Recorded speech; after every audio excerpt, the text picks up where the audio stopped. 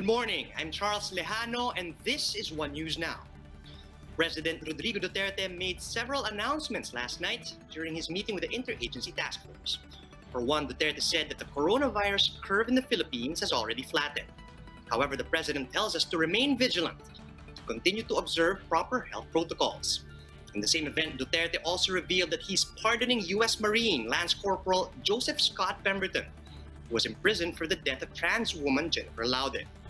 To give us more details on the president's address, Maricel Halili is joining us from Mandaluyong. Maricel, good morning. Did the president actually say that we are already winning the war against COVID-19?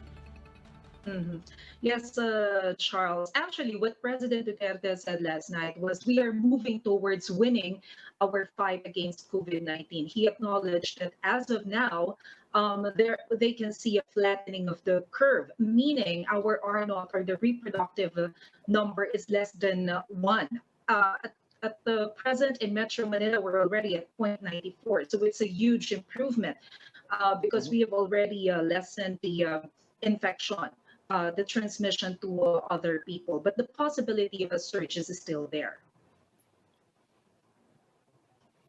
All right, that's definitely good news then, Mase. But then what were the president's updates regarding the various COVID-19 vaccines that we've been hearing about? During his recorded speech last night, President Duterte mentioned about 2 vaccines, one from US and one from China. He said that the Moderna company in the US is expected to release the vaccine by September, although we're not sure if it will really happen. And of course, there is China who continues to develop the vaccine. What he mentioned is that we have to analyze which vaccine is cheaper, much cheaper, and which vaccine can we afford? Because as we all know, our budget for the vaccine is also limited. So we have to choose which is more affordable. All right, so affordability is the main priority, I suppose, at this point, so that more people can avail of the vaccine. But then moving on now to the other recommendations of the IATF, including the one to place Bacolod City and Lanao del Sur under modified ECQ, was this approved by the president, and how long will the quarantine period last? Yes, Charles. President Duterte has already approved the recommendation of IATF to place Bacolod and Lanao del Sur under modified enhanced community starting today until September 30. This is because of the trend in the said areas. They can see an increasing number of COVID cases in Bacolod and Lanao del Sur. And of course, they also considered the bed capacity in the hospital and the critical care. Right, but then it's not just Bacolod and Lanao del Sur. Of course, there are various other places in the country that have a high number of COVID-19 cases. Did the president mention his plan to address the spike in these specific areas? You're right, Charles. Actually, last night, Secretary Delphine Lorenzana also mentioned that aside from Bacolod and Lanao del Sur, they are also closely monitoring Iloilo and General Santos City. In fact, I think Secretary Simato is already in Visayas to monitor the situation there. And Secretary Lorenzana, as well as other cabinet secretaries, are also planning to visit the South to check how serious is the situation in those areas.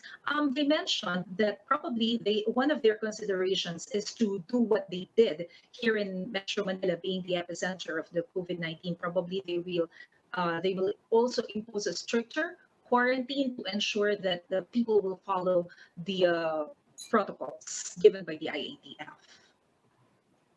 I suppose we have to continue the trend that we've been managing for the past few weeks. That's why we have this better condition insofar as the curve is concerned, of course. But then moving on to some other issues hounding this administration, we have been hearing repeated calls for the resignation of the Health Secretary, Francisco Duque III. How has the president responded to this? Charles, president has once again said that he still trusts Health Secretary Francisco Duque. As a matter of fact, last night, he personally told Secretary Duque that this is not the right time for him to resign, despite all the criticisms coming from several sectors and the opposition. He said that based on the initial information that he got, it seems that Secretary Roque is, I'm rather Secretary Duque is not involved in any corruption issue. He understands if there is a bit of negligence on his part, because it's not easy to handle huge organization. Being a former mayor, and the president himself said that it is not easy to supervise a huge organization. So he understands if there's a bit negligence on the part of Secretary Duque, for as long as he is not involved in any corruption issue, that's fine. He can forgive him, and he still trust the health secretary. Right, talking about corruption allegations, Maricel, do we have any updates on the DOJ's probe into this PhilHealth scandal? Secretary Menardo Guevara of the Department of Justice also gave an update last night. He said that, well, he expected that the investigation and the hearing will end last night. So we still have to get an update if they really concluded the investigation last night. But their target is that they have to consolidate and analyze all the information that they have gathered until the end of this week, and probably by Monday, September 14th, they can give the recommendation to President Duterte whether to file administrative case or criminal cases to some of the officials of PhilHealth. All right, something to look forward to next week, I suppose. Let's move on to this hot issue right now that hit the headlines as of yesterday. Why exactly did President Duterte decide to pardon Pemberton? Actually, we were also surprised with the explanation of President Duterte, considering that his presidential spokesperson used to be the legal counsel of Jennifer Laude, of the family of Laude, the victim. Last night, President Duterte said that he decided to grant absolute pardon to Lance Corporal Pemberton because, for one, there are no complaints about him misbehaving inside the detention cell. It means that he assumes that since there are no complaints, Pemberton has shown good conduct while in detention cell. Number two, President Duterte also mentioned that the Marines has no records about the detention of Pemberton, so it will be difficult for them to compute based on the GCTA. There's no basis. It's so difficult to get information as to how long should he be detained. Because since Pemberton started to undergo investigation and hearings, he has already been detained under the supervision of the Marines. So that was the explanation of President Duterte. We still have to get the reaction of Secretary Roque about this, considering that he used to be the legal counsel of Laude. Unfortunately, Secretary Roque just canceled his press briefing this noon. So we still have to wait whether he will release the statement about the issue. All right, thank you for those updates. That was Maricel Halili reporting live from Mandaluyong. The Laude family is devastated upon learning that the American soldier who killed their daughter will soon walk free. On behalf of the Laudes, lawyer Virginia Suarez strongly denounced the absolute pardon given by the president to Pemberton. Suarez says this is not just an injustice to Jennifer Laude and her family, but to all Filipino people. She added that the pardon is proof of our country's subservience to the United States and the mockery of our legal system. On the other hand, Justice Secretary Menardo Guevara confirmed that he was consulted by Duterte before making the decision to pardon Pemberton. Guevara maintains that the pardon is an act of grace on the part of the chief executive, and that he may exercise this power at any time and under any circumstance. We'll be back with more stories after a quick break. Keep it here on One News.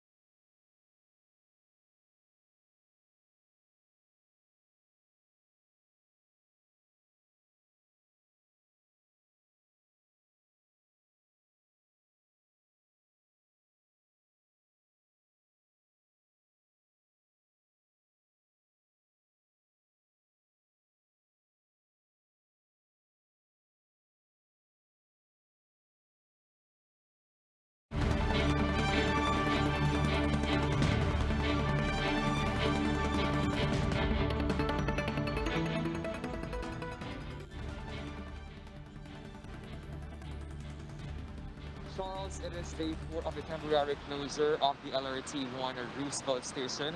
However, we are not seeing any queue of passengers here at the LRT.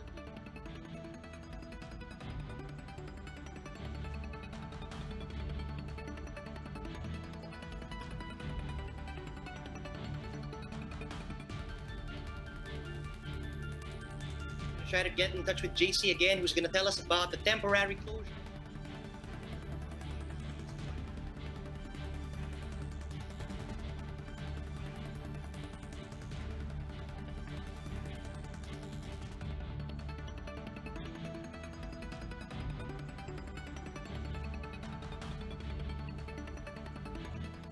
Right, JC, can you hear us? We're trying to connect to JC Cosico. He's reporting live from Quezon City.